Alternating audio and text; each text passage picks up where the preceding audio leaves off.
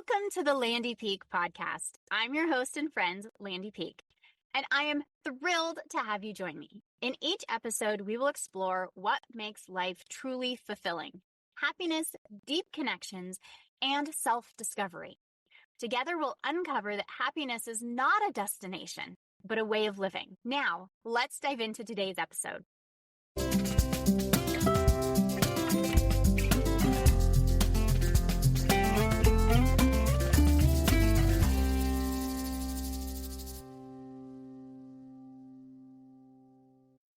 Welcome back to the Landy Peak podcast. This is your friend and host, Landy, and I am so excited for today's conversation. If you're a person everyone leans on and you're feeling tired and perhaps overwhelmed or stressed out, this episode is for you. Today, we're talking about burnout, people-pleasing, and the mental load many women carry, and how to set boundaries without feeling like the bad guy.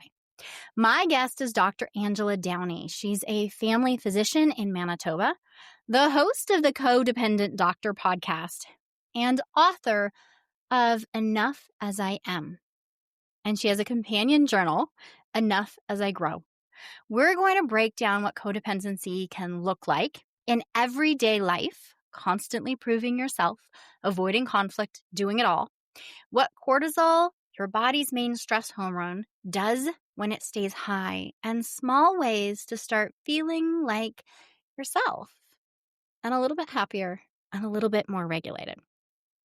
I can't tell you how much fun I had talking to Angela and how incredible she is as she shares her own story in burnout and codependency. Angela Downey, I want to welcome you to the Landy Peak podcast. I am so thrilled you are here. I'm so excited to welcome Angela Downey to the Landy Peak podcast. Angela, can you share a little bit about yourself so our audience can get to know you? Sure. Hi, Landy. Thank you so much for having me. I'm really excited to be here. I've been looking forward to being on this podcast. I love your podcast, your episodes. So really excited and honored to be a guest on your show. So thank you for that. Yeah. I'm Dr. Angela Downey. I'm a family doctor. I practice in Manitoba in Canada, so up north. I'm also the host of the Codependent Doctor, and that came about because as a practicing family physician, I burnt out and I just was having trouble managing day to day. And it was through therapy that I found out that I'm a people pleaser. I struggle with setting boundaries every day. So when my practice got really busy and when COVID hit and I wasn't able to set boundaries, I wasn't able to, just live life as me. And I struggled to shape shift and be what people wanted me to be. That's when I realized that there was a problem. And I learned the term codependency when I was going through therapy. And yeah, so once I burned out, I ended up going to Codependence Anonymous, figuring out what all this codependency was all about. And that's when my healing journey started, which was about 2 years ago. And I've learned so much about myself and figured out what I needed to do to be healthy and be well. And I wanted some kind of platform where I could reach out to many other people who are struggling with the same, who might not be able to afford therapy. And that's how the Codependent Doctor came to be. So that's my podcast. I've also written a book called Enough as I Am and a journal. So I'm just having all sorts of fun practicing medicine and doing a bunch of cool things on the side for myself. I love that. And I'll tap into kind of conversation that we had before we started recording, is we were talking about how both of us burnt out. And in that burnout journey, we had to create a different way to work and exist, giving us more space. Do you want to talk a little bit about your journey and how you had to kind of shift things so now you do have space for podcasts and writing a book? Yeah. So my first step actually was just I walked away from my family practice, which was one of the toughest things I had to do. And I knew I wasn't well. I had gone through a period of about 6 months before that where I was sick and, I felt guilty, so I kept going into work every day. I'd wrap my IV line around my arm, hide it under a sweater. I went to work. I had some drain tube hanging out of my chest, which I patched up with some gauze. Like I was quite sick, but yet I felt guilty and I felt like I needed to go into work every day. I felt like I didn't want to, I couldn't let the team down. I didn't want to let my patients down. So I was constantly giving of myself and I had nothing left to give. And yet I kept going. So I recognized that I was becoming very resentful of people who, still wanted my attention. And I started, yeah. So I was quite resentful of my patients and the people in my practice when really what it came down to is me not being able to ask for what I needed. And I wasn't able to do that at the time. So I, walked away from my practice blaming family medicine for why things weren't working in life. Mhm. And yeah, so that was step 1. Maybe not the right step, but I think I needed a total reset. Yeah. And so at that point I started, going to therapy and reading, doing a whole bunch of reading and figuring out what I needed to do to be healthy. I had no idea who I was. I was always somebody for somebody else. Yeah. And so, yeah, step 2 was getting to know myself. And then I slowly started to go back to medicine, but I never went back full time. So, I started to figure out who I was. Part of that was like getting into like plants and just nature and being amongst anything that was like I felt was beautiful and that brought me peace. And Mhm. so now I do a combination of work and then just things that I really like. And for a long time, I didn't know what those things were. But I trying to really find this balance. So now I've got my one podcast. I'm starting a second podcast because I love it so much. I didn't realize that I was a creative person. I I wasn't fond of drawing, so I didn't think I was like an artsy person, but turns out my art just looks different and it has been a lot of fun to explore that creative side that I didn't even know I had. It is fun, but It is. it takes space. I am like you. And I mean, I completely burned out, pretty much stepped away, kept the contracts that I had in business, but shut down everything else. And then you and I sound very similar. Went and researched what is going on with me? What can I do to help? Um, hit therapy, but I've been in therapy for a long time. And really stepped into how can I really get to know me and stop being the chameleon, stop shape shifting, Yeah. stepping into how do I want to create my life. And I, like you, brought in creativity.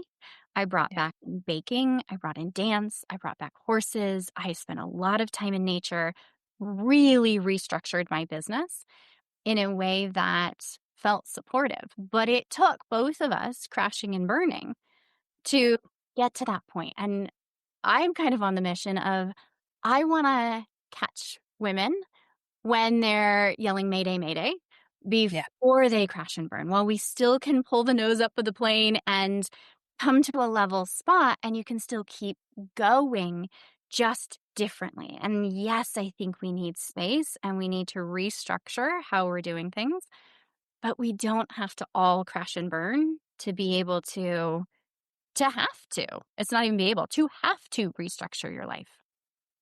I don't think I really recognized that I had limits and didn't know what my limits were. And often when I'm talking to patients about limits, I'll refer to like lifting weights. I know I can lift 10 pounds worth of weights, but can I lift 100 pounds, right? There's a limit as to what my muscles can handle. But when it comes to my brain and my brain power and the level of stress and responsibility that I can take on in life, it really is quite limitless. And we take on a lot of things. We get stressed out.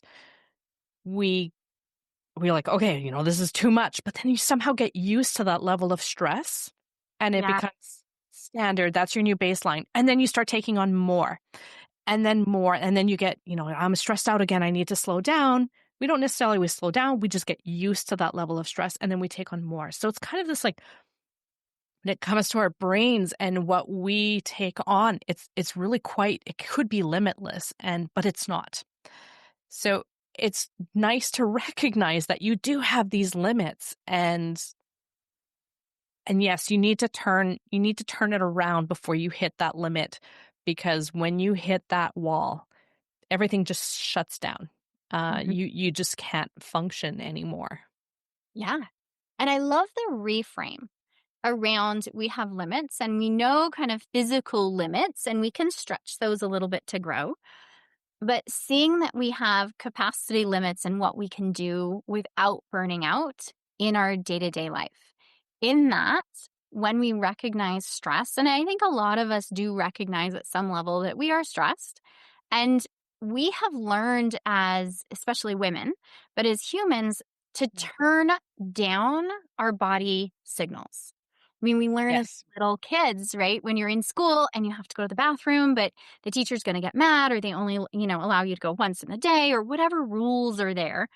We learn to that using the restroom is going to be a bother to someone else, so we're not going to do it. Yeah. We learn to ignore our own hunger signals just because we don't feel like we have time to eat or it's going to be a bother to somebody if we take the time to eat. So we have been really programming ourselves in ignore those signals that are coming from our body. And then when we have the signals of stress, it's really normal for us now to ignore those as well.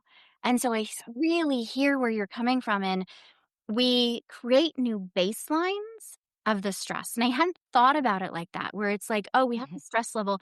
And then we just created the new baseline of, oh, well, I can handle this stress level. I can do hard things, which becomes a motto of a lot of Mhm. I can do hard things, which just means I'm going to overload myself and And we say, take a lot of pride in that. oh, yes, Yeah. I'm so a person that's like, I feel like, if I have done it through hard work, sweat, and tears and blood on my own, that is more valuable than if somebody had helped me along the way. And as I look back, I'm like, well, that's ridiculous. And look at how much help you turned down because it didn't give you that badge of honor. Yeah. And what I was doing was up leveling my new normal. And as you share that, I'm like, so we're just creating a new normal and creating a new normal with higher and higher level stress. And Yeah. we're not even recognizing it. So when I'm saying I want to catch women before when they're yelling Mayday, they're not even yelling Mayday. They're not seeing the planes going down. No, they don't. No. And I sure didn't.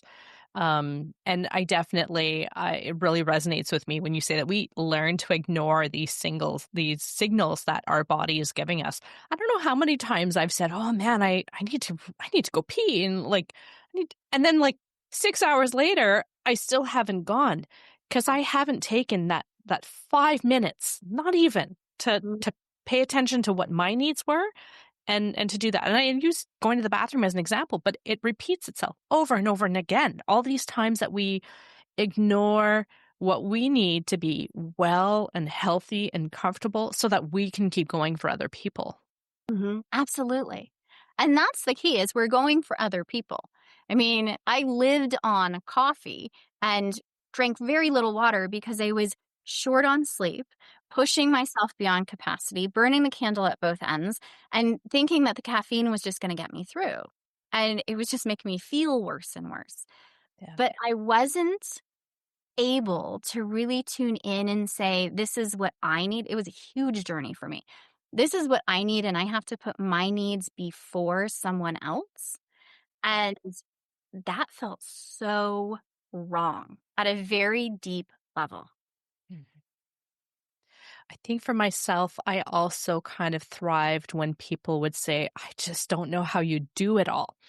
Yeah. So I took some pride in that. I thought, oh, I'm doing such a good job, right? I'm sacrificing myself. I'm doing all these great things, and people are, they like seeing it. And so I took a certain amount of pride in when people would say those things, and it just encouraged me to keep going and to not ask for help because asking for help, might make me appear weaker, or it was a sign that, I wasn't strong enough to do it all. I wanted to be the rock, the one that people came to, and that just what I felt didn't really matter to me. And yeah, it was tough at times, but I felt like I got something out of being the strong one for other people.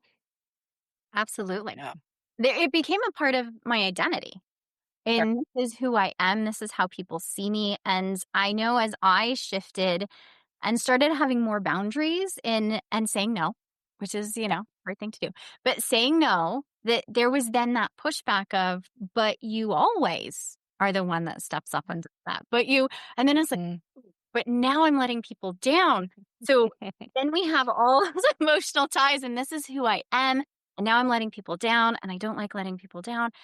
And we start to understand why it is so hard for the strong one. And one of the things as I was journaling around myself was I had written, the strong one is tired.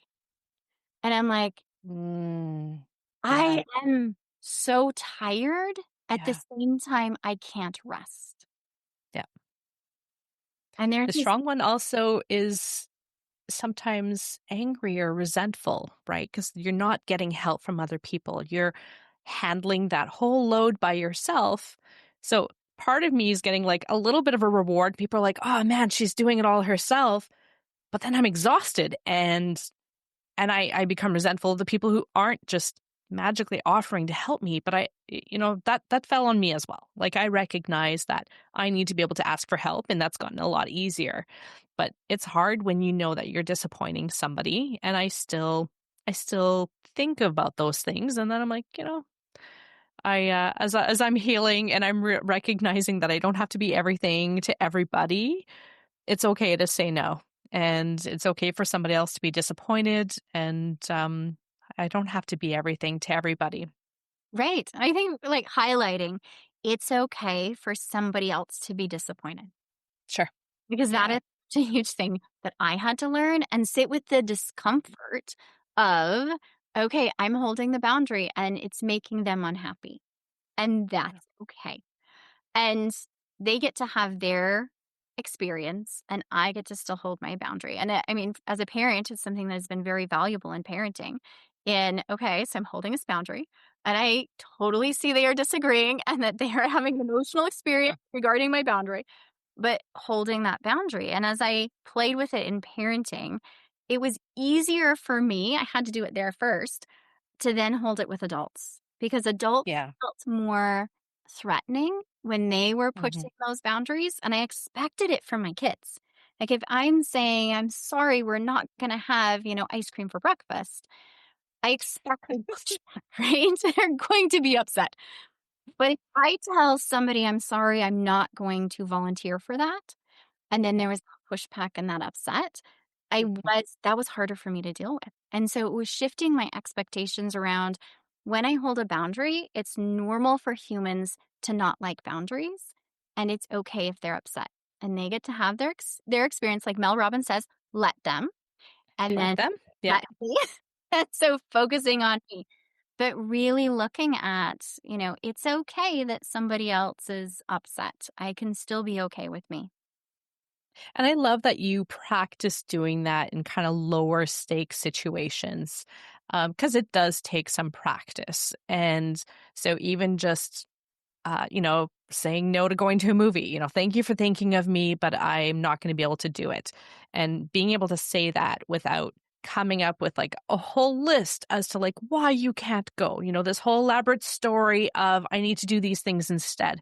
So just practicing in these low stake situations brings you to this place where it becomes a little bit easier to set boundaries in higher stake situations. It's not easy, but just a little bit easier, right? You're starting at a different baseline. You're starting at a place where it's already okay to say no and to think about yourself. So I love that you started that with your kids. And I think as a parent, sometimes it's hard to say no to our kids, but you have a little bit more authority there. But when you get to colleagues and saying no to bigger things, that becomes a little bit more challenging. Even if it's saying no to like some loyalty card in a store, right? Practicing with those little those little things can really go a long way. I love that. And because there are some low stakes things in our adult world that, yes, we can say no to instead of taking the handout that's coming, the pamphlet or whatever, Yeah. the loyalty card, having those little no's that they really don't care. Those are easy starts. And it is a practice. This isn't something Yeah. that we wave a magic wand and have. It's a skill set that Yeah. we just have. No, we get to learn it just like any other skill set that we get to learn. It's like that salesperson who shows up when you're having dinner, right? You don't have to answer the door. You don't have to take time away from your family to go answer that door. That's a boundary, keeping that door closed and sitting there at your dinner table, remaining engaged with your family. Um, that's another low stakes situation where you've set a boundary and you're like, this is my family time. I'm going to stay here. Um, yeah, I love that. people calling you on the phone who are trying to sell you something. You can get off the phone quickly. You don't have to stay on the phone with them. So lower stakes situations can be really helpful. I think that's great. And just like, Mhm. okay, we can start low.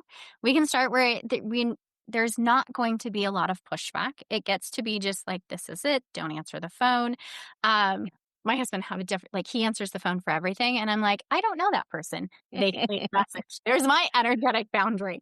Um, I want to talk about kind of the emotional load because Yeah. as women, we have taken on a huge emotional mental load Yeah. that I think is unique to us in a lot of situations where, at least in my personal situation, my husband does not carry the same emotional load and the mental load that I do. And he is a very active participant in our relationship and parenting. He still does not keep track in his head of what we need on the grocery list and when the Yeah. dentist appointments are and I Mhm. need to do this, that, and the other. Can we talk about how that mental load is really impacting our health and how we're experiencing burnout? Yeah, it's more stuff to take on and more stuff to think about. You're thinking about Halloween's coming in the next 2 months. What are we going to do for Halloween costumes? And I can't speak for every man out there, but my former spouse really didn't think of those things ever. That tended to land on me, but I didn't ask for help with it either. Yes. So I think as women, we're born and when we're raised to be caregivers. We're raised to always think about other people and be selfless and to give of ourselves. So I feel like that's part of our training Hmm. as we're growing up, and right, and we see our mothers do that. We see our mothers to do it for other people. We see dad going to work every day and then coming home and enjoying dinner, and not every man's like that, but it was like that in my house growing up. So I feel like I was taught at a very young age to always be the one thinking about everybody else, and I think that's just part of our socialization. Yeah, I agree. I But love it's a lot. it is a lot. And I love that you used it's part of our training because it Yeah. steps back from it's part of who we are to Mhm. it's part of this learned experience. And you're 100% right. That was the model that I saw was, my grandmother taking care and caregiving and, all of the details that she cared for. My mother doing the same, all of the mental load and and it is that, and then I'm following in suit, but it is all of the to-dos. And I was very fortunate. I had a very active participant dad who was there, who did do things, but he still never thought about, I don't think he ever bought a birthday present or a Christmas present. Sure. It was like they'd show under the tree and he'd be just as surprised as we were. Um, but there is that mental load that we're carrying, and Yeah. it is something that we have been trained, have learned. So, what can we do when we're feeling that level of burnout? I guess let me step back because, as we talked about, there's a lot of women out there who are not seeing that the plane's going down. What are the signs that we can start cueing in to maybe I'm in trouble? Maybe I am getting Yeah. so overloaded that I'm going to crash and burn, but I'm not recognizing. the signals yet. Sure. So for myself, I became incredibly irritable. So there's a couple things maybe. Maybe we can go back even further before that. So I wasn't feeling well, Mhm. and I pushed through, and everything's good. And I was having, see, like minor heart palpitations, mainly from anxiety, I think. And I'm fine, right? Push through that. And then you start feeling, you're crying in your car and you're having to convince yourself to go into work. So that's, something that I had. And then I actually physically started getting sick. My body just was reacting to all these cortisol levels that were just flying all over the place. There was a lot of stress there. And I got this like weird bone infection. And it went into my joints. And like it was crazy how sick I got. And I was still showing up to work every day, just not knowing what. And I was having trouble just listing my body. So yeah, so I think getting physically sick was one of the signs that I was burning out and my body was trying to slow me down. Another one was just getting just really irritable. My patience was razor thin, and I was barking at my children. And I'm a nice person, and I love working with people. But when you're dreading going into work every single day, there's a problem. Like that's not me, and it was so out of character for me to hate going into work every day, crying in my car and having to give myself a pep talk before I went in. I slammed doors on people, on patients. I was not always kind. So, and it was just so different for me. And even still, even then, I think I just kept going. And I don't know. I think now I recognize it that there was a problem. But at the time I was like, just keep going. Just one more step, one step in front of the other. Um, but it was a lot. So I think for me, it was my body breaking down, telling me that I was done. After I was done being sick, I went back to work. Everything was great. And then the heart palpitations got worse and started getting chest pain. Like my body just fell apart. And I was like, you know what? My body's trying to tell me something. And I stepped back. And as soon as I stepped back, I felt better. So it was amazing what having those high levels of cortisol, those high levels of stress, they do take their toll on your body. So physically, you might notice that things just aren't working well. You might be irritable. You're out of character. Things that used to make you happy are no longer making you happy. They just become this extra chore that you need to do, and everything felt like a chore. So I think those were signs for me that even now I recognize when I'm getting stressed. I I'm like, "Oh, my heart is fluttering again. Okay, I need to back off." So there are definitely little, I stop watering my plants and they're dying all of a sudden. I'm like, "Okay, that is very unlike me. I love my plants. Anybody who knows me knows I love my plants." So when they start dying, I know there's a problem. So just recognizing that there are signs, there are things out there and you need to pay attention. Yeah. I resonate very deeply. And for me, I also had the resentment, the anger, the slamming doors, the Mm. anxiety around opening my email. And it's like, well, Yeah, my email's not going to come out and bite me. But it was more what was going to be the extra things that were going to be added on. I couldn't control, I didn't know what was going to pop up in my email and be like, oh my gosh, one more thing I have to deal yeah, with. Um, but it took me getting curious and noticing what were those signs. So now, like you, when I start yeah, to see things of like, and I'm also a plant person. So I have a peace lily that gets droopy and sad. yeah.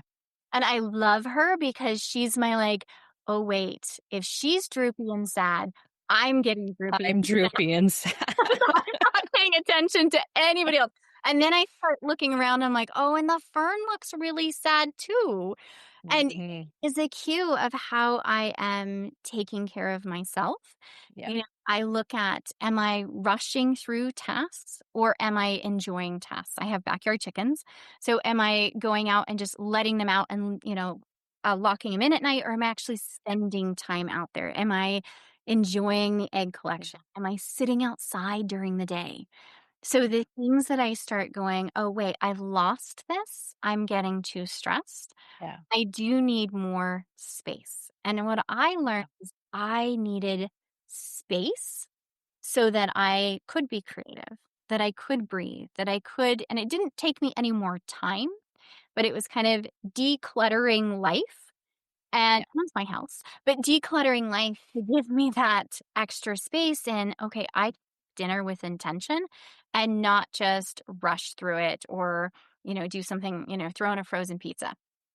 Yeah. It's looking at I don't have to make everything from scratch, but, like, what's the intention behind it? Am I intentionally living, or am I not even seeing what I'm doing and just rushing from thing to thing? Yeah. And stress is different from burnout. So you can have low levels of stress, have a weekend off, feel better on Monday, go back to work and be loving life. Yeah, Burnout is more of this like sustained period of stress. So it's long periods of time to the point where you don't care anymore. You don't open those emails. You know they don't jump out at you. They don't bite, but you don't even care anymore. You don't even open them. You don't care if your chickens are running around the yard. There's eggs everywhere because no one's been picking them up. You're like, I'm pretty sure they're getting food somewhere. Like you kind of you stop caring about those things. And that's kind of a sign that you've just kind of given up, right? Things have gotten too hard, but you don't need to get there by setting boundaries and telling people how to interact with you. You can kind of protect yourself that way. yeah, And so you need to set life up in a way that's sustainable long term, and maybe that means you're not working 70 hours a week anymore. Maybe you do need to decrease the amount of hours that you're working, and so you have more time to take care of yourself. But burnout is tough, and yeah, it's a place I never want to get to again. same. And so I am setting myself up so that that doesn't happen. And I want to be having fun when I go to work, and I want to feel passionate about what I do. And I Yeah. feel like that's where I'm at right now. So I'm quite happy. Yay, so am I, Yeah. and I am so glad that you brought up that part of burnout is I don't care, Yeah. because it is something I truly felt, and it is not something that I have really acknowledged or even shared. But there was a point of I am making myself do, like, basic survival things for me Yeah. and animals and children. Like, I will get them to school, and then I didn't care what I did for the rest of my day, and it would be, I'm just gonna go back and lay on the couch till I had to set an alarm so that I could go pick them up, and I'm gonna eat my ice cream and watch a soap opera that I don't normally watch, right? Like you're just that done. That's I yes, you're just done and you don't care. And I didn't respond to emails because I just didn't care. And that is not me. And that's where it's like, okay, this is like a huge thing I need help. But it's really looking at and talking about that as women, we get to that point. And Yeah. I masked it for the rest of the world. And I work from home. So I didn't have to show up anywhere. And so it gave me more flexibility, I guess, in not caring and Yeah. I don't have a boss that's pushing me and saying you have to do this. So I could let Mhm. things slide and let things slide further than I would have in any other situation. Yeah. And women are now, we're in the workforce, we're working full time. Then you Mhm. come home and there's still this, we still carry the bulk of the work at home, that unpaid labor, taking care of the kids, cooking dinner. And then you have this invisible mental load trying to make sure that everybody is where they need to be. Everyone's getting their teeth cleaned, their vaccinations, whatever, right? There's this invisible mental load that is there. And it does not take much for things to start piling up And, I feel like I always felt like I was standing on this like tectonic plate. So I had work and kids and mental load and everything. So you're standing on this tectonic plate and anything can start shifting at any point. And once one thing starts breaking down, it doesn't take much for everything else to start crumbling. Especially if your day is full with all the things that you're doing. And I love that a lot of men are starting to become more involved. In my experience, I always had to ask for that additional help, and I wasn't good at that. So there's definitely room for asking for help and getting other people involved to help you manage things, and so that if something does start going wrong at work, that you do have those supports in place to help you with managing other things at home while you're trying to fix what's going on at one end. Yes. And I think it's so, and you've mentioned it several times as I resonate in, it is hard to ask for help if we have this identity of I'm the one that can do hard things. I'm the one that gets it done. And I definitely had the belief of, it's just easier for me to do it and get it done than to, Yes. and part of the mental load overwhelm was it was easier for me to just do it and get it done than have to process and think to ask what I needed, even though I needed help. And I knew I needed help, but it was like, oh my gosh, if I have to explain the steps of what needs done and teach my husband how to do this, that, and the other, with whatever kid stuff, that was just too much. I'm just going to push through instead of asking for help. And the help was there, but I just never gave myself that opportunity to ask. Yeah. I think for myself, I also had this belief that I did things better. Yes. So, you're right. So I had this mentality of, I might as well just do it myself because I want it done right. And if I teach somebody how to do it, they're probably still not going to do it the way I wanted to. And in truth, there's so many different ways to do one thing. There's so many different ways to do dishes. You don't have to do the dishes in the right sink and let them dry in the left sink. Uh-huh. There's so many different ways to do different things, and I really needed to let go of that because I am, it's my perfectionism coming out, and I felt like I did certain things better than other people. And so I always pushed myself to do everything. Mhm. And asking for help also means letting go of some of those things, some of those beliefs that you have that certain things need to be done a certain way. And that's so key because, like, I was totally the person that would go behind my husband and rearrange the dishwasher so Yeah. that it was like Oh my it's God. my way to do it. I still do that. Like, okay, so my learning curve has been the dishes are done. Don't open the dishwasher so I can't see how he loaded it. And I hate the way he loads the dishwasher, but the dishes are done. And Yeah. I had to let myself get to the space of the dishes are done and I didn't have to do it. Um, so we also in our relationship had to learn, so I didn't step in, that like I did other stuff. So evening stuff with the kiddos and he did the dishwasher. So I wasn't in the kitchen overstepping him. And we've gotten into a great space where that can, we can really step into that and be okay with that. Um, I would love you to talk about cortisol because we've mentioned it several times and I Yeah. think it's such a big impact in our lives, but Yeah. nobody's talking about what it is and how it does impact everything. Yeah. So cortisol is a normal hormone in all of our bodies. It's commonly referred to as the stress hormone. When you are needing that extra boost, cortisol comes to the rescue and gets things going and gives you that boost to get you through that moment. But when cortisol remains elevated for long periods of time, that's when you start having some health issues. It's not good to have sustained levels of cortisol for long periods of time, and it will catch up with you, and it will start affecting your everyday health. Absolutely. And it is something that I just literally, when I went into my provider and we're talking about hormone replacement therapy, she's doing blood work and she's like, let's check for cortisol levels. And I'm like, Yeah. okay, this is cool. Um, so I'm like, nobody's ever checked for that before. Don't have results back yet, so we'll see Yeah, on that one. But it is such a big thing in that how we are living is impacting our bodies, our uh, absolutely. minds, our brains, the entire system.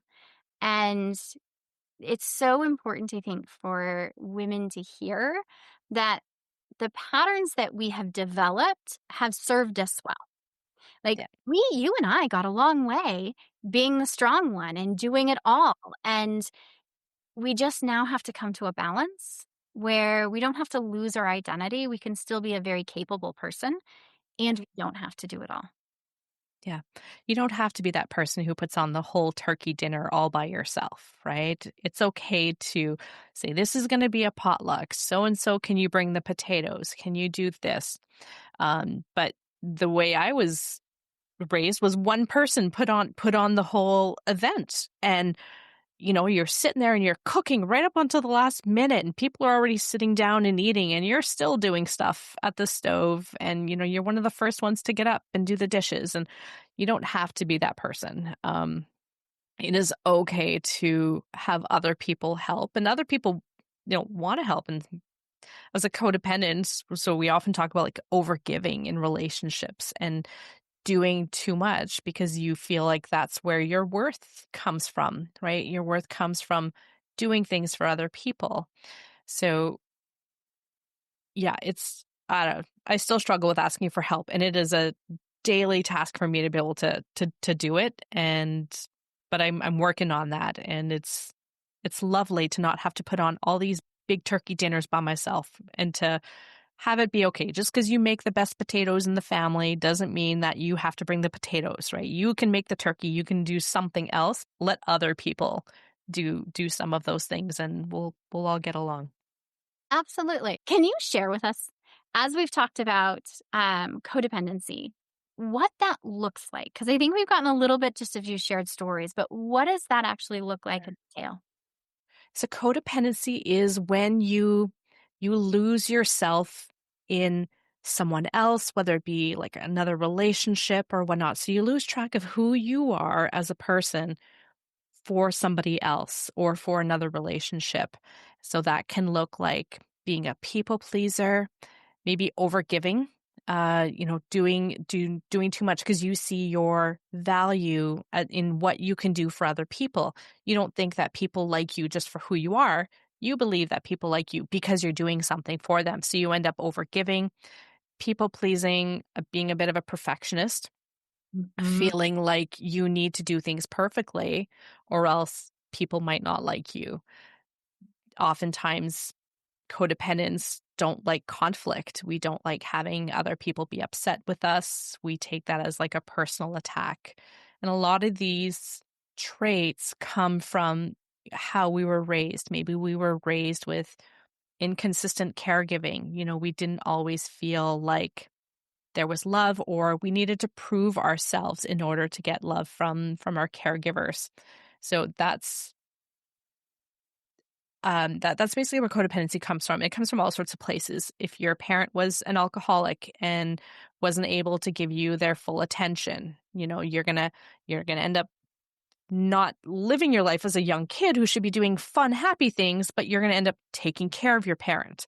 You're going to end up doing things because you want your parent to be proud of you. So not just pe- you don't feel like intrinsically you're good and that people are just going to like you because you're you. You think people are going to like you because of the things that you've done for them, or you're trying to make them proud. So you're, doing things perfectly. Maybe you're being the good girl, the good child in the family, right? So you're not doing anything to rock the boat ever. So yeah, you really kind of suppress who you are, what your needs and what your wants are for somebody else. Codependents make great employees. They make great caregivers because they do give of themselves so much, and they're willing to work for their employers. They take on more responsibilities than they probably should. Mhm. So employers do like codependents, codependents in a way because they're constantly giving them of themselves. If you ask them to do a task, they're not going to say no. Mhm. It doesn't work out well when you're looking for somebody who's going to be, an independent thinker. But if you're looking for a worker, codependents make good employees, and it's so unfortunate to think about it that way. But they're usually willing to sacrifice themselves for the betterment of your team. So employers sometimes take advantage of people who are in those situations. And then they're praised more for that behavior, and then that Yeah, behavior for being selfless, they're praised for, Yeah. for being good workers, and yeah, it's really unfortunate. And you do see a lot of professional people who are, perfectionists. That Mhm. that comes from somewhere. That comes from having to prove yourself time and time again. That comes from being rewarded for having good grades when you're young. So you strive to do better every time because that's how you get validated. I So think Go ahead. no, I was going to say yeah. So caregivers do tend to, be perfectionists and be willing to give of themselves. And I it's an admirable trait, think but it can hurt you in the long run. it can. I think one of the things that you tapped into was intrinsically we don't find our own value, that we're getting our value from the external accolades, pat on the backs for sacrificing ourselves. Yeah. Yeah. And, sometimes people need to be told constantly, you're a good person. So you don't feel you're a good person. You need to hear that from other people. You need that validation coming your way a lot of the time. So part of healing is just learning who you are and being okay with that and not having to do something that's not counterintuitive. That's counterintuitive to who you are. So just learning that you're okay and people are going to love me. Some people are not. Some people are not going to like who I am, and that's okay. There is Yeah. nothing wrong with somebody not liking you. I don't like everybody. There are, and it's for a variety of reasons, right? Maybe you remind me of that creepy uncle that I used to have. Like sometimes it's not, maybe I don't like something else. That doesn't mean he's a bad person, right? He's probably a great person. He probably has lots of friends. He's probably a great guy.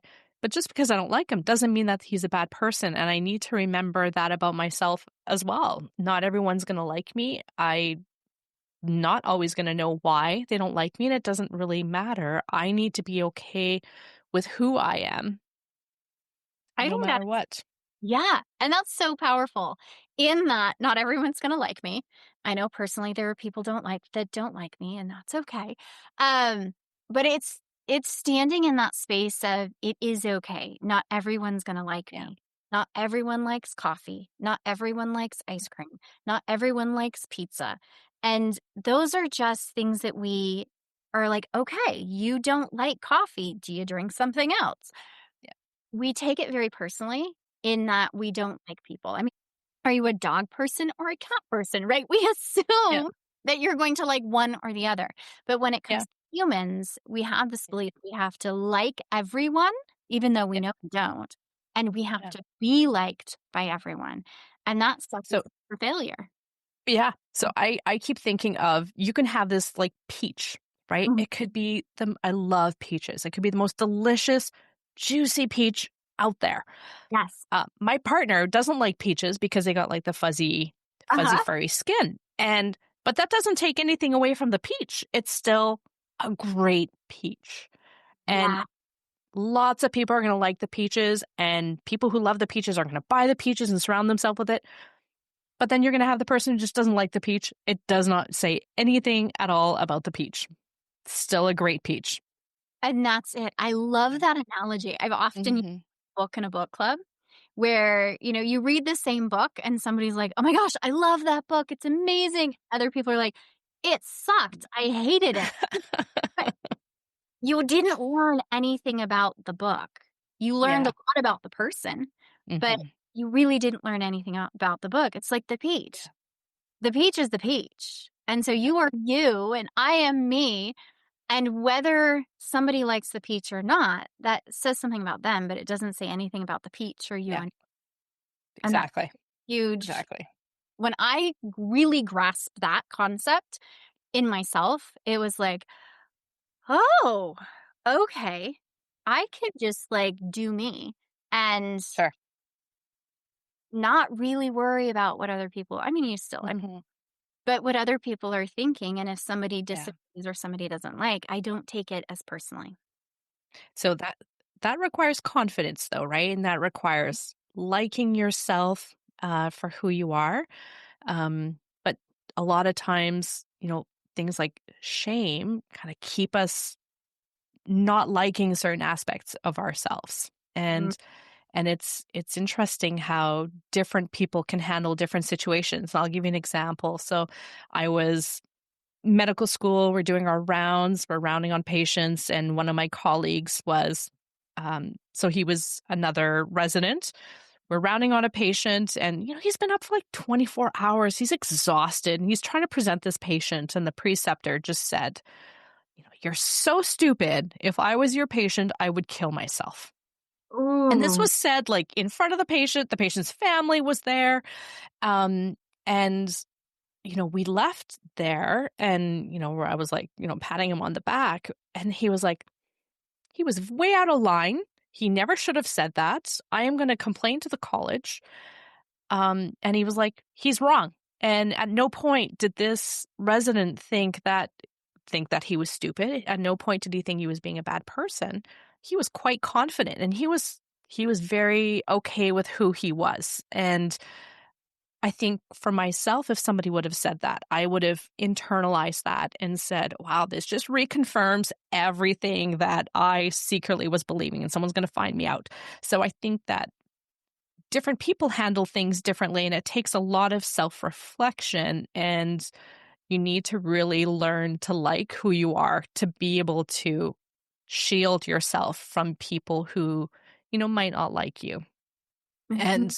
And to think and to love yourself enough to go, "Well, that person's crazy. Like, how can they not like me? Like, what's wrong with them? Let them do their own thing, right?" And me carrying on with my normal life without letting that affect me. But it does take a lot of work and self-love and self-compassion to be able to do that. Absolutely. I'm so glad you brought that up. One of my biggest ahas, I worked with a business coach and I definitely have a lot, I have trauma in my history, there's emotional stuff, there's codependence. Like I'm coming from a different starting point. And I was talking to her about my fears and like putting myself out in my business, and she didn't get it. And so being me, I'm talking like, okay, so like, let's get why don't you get it? And her upbringing, she had such a completely different existence and Yeah, support level and confidence level where I think a lot of us were parented with shame and we learned sure. shame, like molded with shame in the school systems and religion and our families. She didn't have that experience. So she would have been like your the resident in the story and just like, well, that's bullshit. No, that's Yeah. me. Yeah. When I'm doing it, it's like, you're right. There are already those insecurities inside of us. And Yeah. it's that external reaffirming of, oh, somebody saw my biggest, deep Yes. fear. Yeah. That imposter syndrome, right? You fake it till you make it, and you don't want people to see those vulnerabilities that you have. But yeah, it's amazing how some people just have that confidence. Yes. And I look at it, and for me, it's the eye opening moment of we're starting at different points. And Yeah. so when I'm looking at like her quote unquote success of where she's taken her business, and she's an incredible businesswoman, she didn't have all this bullshit that she had to Yeah. weed through and the inner confidence issues. And like, I'm so many, starting at such a different spot where I'm having to overcome all of these other things to get to the point that I have the confidence level of her to then take off. And it's like, oh, we're not at the same level, everyone. We each have our own struggles, we each have our own stories, we each have our own starting points, and we can't compare apples to apples because we're not Yeah. apples. It's a completely different experience. Yeah. So an example of that is I went to medical school when I was later. So I grew up in a family, very blue collared workers, and being a doctor was not something that anybody ever expected any of us. Going to university was a bit of a stretch for like anybody in my family. So um being wanting to be a doctor, I was actually discouraged from doing that, saying things like, you can't be a doctor and be a mother. Mhm. So there's a lot of, discouragement there. And so I didn't go until I was later in my 20s. I went back to school, and some of the students who were in the class with me, they still live at home. They had their packed lunches. Their mothers made their lunches for them, which was shocking to me. Um, they'd gone to private schools. Their parents were physicians, so they're starting medical school up here. Yeah. And then there was myself, who I had 2 children that I was trying to raise. I, lived away from home. I had to make their lunches and my lunch and, try and make sure that emotionally they were doing okay and doing their homeworks and dinners. Um, and a family who wasn't always super supportive of me going to medical school because women became nurses, right? Women didn't become doctors. So very little support. So I'm starting down here, and they're starting up here. There's a lot more, support on their end, and we still had to get to the same end point, Yeah. but I had significantly much more to make up, and many more challenges in the way. And and that's just that was me. That was my journey, and we all have our own journeys, but we are all starting at different places in life. And just because, somebody else is about 10 steps ahead of us does not mean that we need to stop walking, right? We need to keep going, and just because somebody's that much further ahead than us doesn't make us bad people, doesn't make us less worthy of that final goal. It just means that we need to work a little harder, walk a tiny bit faster to get to that same point. But no, we're not all starting at the same point. Many of us carry a lot of traumas as children. Maybe we had households that weren't super supportive. Maybe we didn't have people helping us with our homeworks. Um, we're all starting somewhere different in life, but that doesn't mean that we can't all head in the directions we want to go to in the same directions as someone else. We just have Absolutely. to be okay with that and tailor our expectations, and maybe we have to redefine success and celebrate smaller victories, to keep us going. Absolutely. And I think one of the biggest things I had to learn is I'm not behind. I started in a different place. I had different obstacles that I needed to overcome, but it doesn't mean I'm behind because we didn't start at the same starting point. And I think as you're talking, really letting the listener hear that whatever's going on in their life, we're really honoring that you have a lot on your plate, that there is a lot going on for you, and you're not at a level place with somebody else when we start the comparison game, especially if we hit social media and start the comparison game. Yeah. We don't know how much further ahead or how many less obstacles. I think it's less obstacles that they had to jump over than even be further ahead. It's they had less things that they had to accomplish and less things they had to overcome than maybe we did. And so All that being said, I know nothing about their life, right? absolutely, yeah, They could have challenges that I know nothing about. there you go. And maybe they are coming from traumas in the past. Maybe they've had pressure put on them their entire lives. And that's something I'm not going to see. And maybe they weren't loved. Who knows? We all have our different starting points, and just because somebody looks like they're further ahead than you doesn't mean that they are. And we're all just putting a brave face on every day and doing what we need to do to get through it all. I think that's the key, and I'm so glad you brought that up, because it's that bigger awareness that we all have our own struggles, and we don't see behind the scenes of another person's struggle, and so Yeah. what feels big, what feels, like it is weighing us down, stressing and struggle, we look at somebody else as like, "Oh, they have it so easy," but we don't know, and so We it's don't know. that, like, be kind because you never know what somebody else is dealing with. Really be kind to yourself because you're also dealing with a lot. Yeah. As a family physician, so one of the honors, I guess, that I have is being able to have this glimpse into other people's lives and being with them in their journeys and recognizing that a lot of these very successful people have challenges in their relationships as well. And these are things that never get put out on social media, right? You see pictures of their like beautiful vacations. What you don't see is that spouse that's cheated on them. People don't see that child that they lost, you know, early on in the pregnancy because that didn't go out anywhere. So people aren't seeing those struggles. And for me, it's an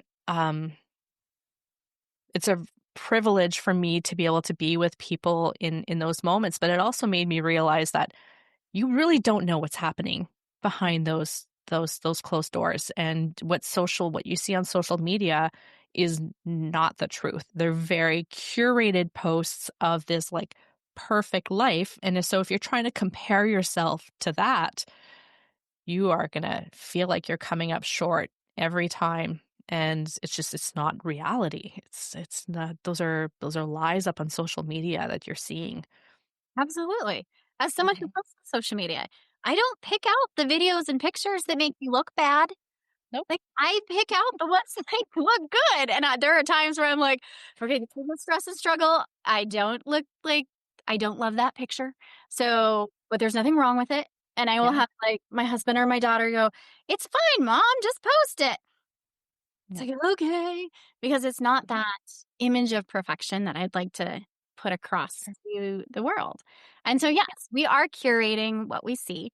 And, when we're really understanding everybody's got our own struggles, Yeah. then, it gives a little bit more empathy, hopefully for yourself. Yeah. too. If I'm gonna post something on Facebook, it's gonna be coming from the right angle, nothing, shirt's gonna be, positioned properly, the necklace put on properly. Like, you're not gonna I'm people don't put on those imperfections on social media. Right. Because we Yeah. don't want the world to see us at our worst. Yeah. And I mean, that's human. And that's okay. This has been an incredible conversation, and I I've know loved I've run it. over Yeah. time, so thank you. As we Thank come you for having me. Oh, you're welcome. As we come to a close, are there any other things that you'd like to share, little tidbits, something that we've maybe not covered or something that you wanna touch on more? So I think if I were to leave, one good lesson for everybody is just love yourself and be kind to yourself. We are our own worst critics. The way we talk to ourselves, we would never talk to friends that way. So just learning to talk to yourself in a better way, in a better voice, and being kind to yourself. There is nothing wrong with you. You are not broken.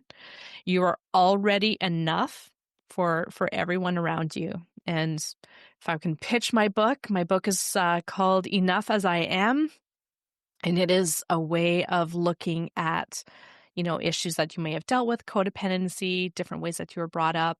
And I also have a journal called Enough as I Grow. And this is a 365-day journal. It is looking at you growing up and how some of those relationships with people or with yourself, those relationships growing up and how those affected you as an adult and where you want to go in the future. So I love that journal, and I made it and I still use it myself, with this. It's always interesting to do. So those Enough as I Am and Enough as I Grow are both available on Amazon. I have a podcast called The Codependent Doctor. I'd love for you to join me there. And my website is www.drangeladowney.com. It's a Beautiful. new website. It just came up last week, so I'm trying to. That is so exciting. I And I will have all of those links, including the link to awesome. the workbook and the journal in the show Okay, notes. So if that is something awesome. you want, please, it's easy link, click Love and that. go get that for yourself. Oh my gosh, Angela, thank you Fantastic. so much for this conversation. Thank you, Landy, for all of the fabulous work that you do and for putting on this podcast and for being such an amazing host. Thank you so much. Angela, thank you so much for such an incredible conversation. If this struck a chord with you, I want you to know that you're not alone. There are a lot of us who are doing more than we have the physical, mental, and emotional capacity for right now. And that's okay. That's what we learned. That's how we survived. And now's the opportunity to make a different choice, to live in a different way, to really stand up for you in the way that you need. I want to thank you so much for listening. If you know a strong one, a strong woman who would resonate with this episode, please share it. Your sharing shows how much you care. And sometimes it's hard to have those conversations, but a quick share allows you to have the conversation through the podcast. I would be honored if you would leave a review. And I want to let you know how grateful I am that you are here. You are smart and capable and can do anything you set your mind to. You know this. You've proved this.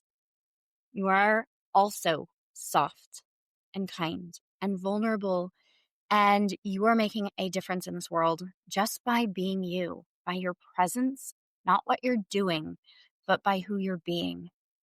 I love you and I like you, and I wish you all the happiness that today can bring. Hey, before you go, just a little bit of legal.